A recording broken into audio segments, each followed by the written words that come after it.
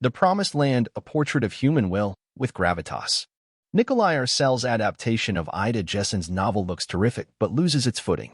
Mads Mikkelsen brings singular, unsmiling focus to his portrayal of a Danish pioneer in The Promised Land, a movie in which, its title notwithstanding, nothing is guaranteed. In 1755 Copenhagen, Danish soldier Ludvig Kahlen, Mikkelsen, is broke and looking to make his fortune in the territory of Jutland, a vast, unforgiving heath that the country's rulers have long sought to tame and exploit.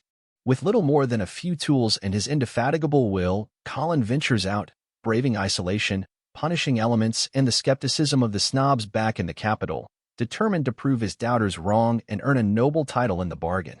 This is manifest destiny with the focus on one man, whose obsession springs from both his steely personal ambition and his unswerving loyalty to the king, whose legacy he aims to burnish along with his own. Jutland's bitterly harsh environment isn't Kahlen's only enemy. When a wealthy landowner named Frederik de Schinkel, Simon Benabjerg, gets wind of an interloper on his turf, he sets out to foil him by any means necessary.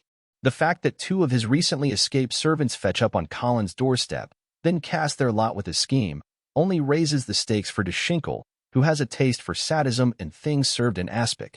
The only thing missing from this floridly evil villain is a mustache to twirl. Adapted from Ida Jessen's novel by director Nikolaj Arcel, working from a script by Anders Thomas Jensen, The Promised Land looks terrific. Filmed in epic scale and framed and lit with painterly sensitivity. The movie possesses the kind of spectacle and handsome production values that are best appreciated on the big screen.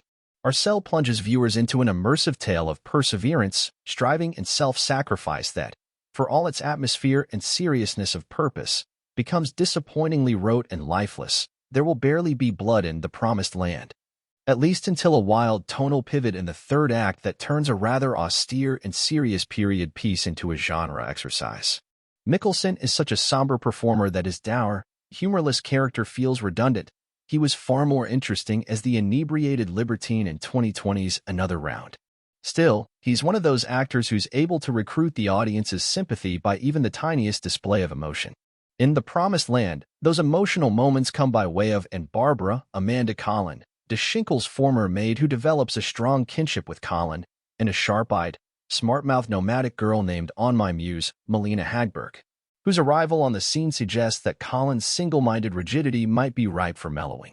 As a portrait of human will, the engulfing depredations of nature, and sheer terror and retribution, The Promised Land stakes its claim with admirable gravitas and visual finesse.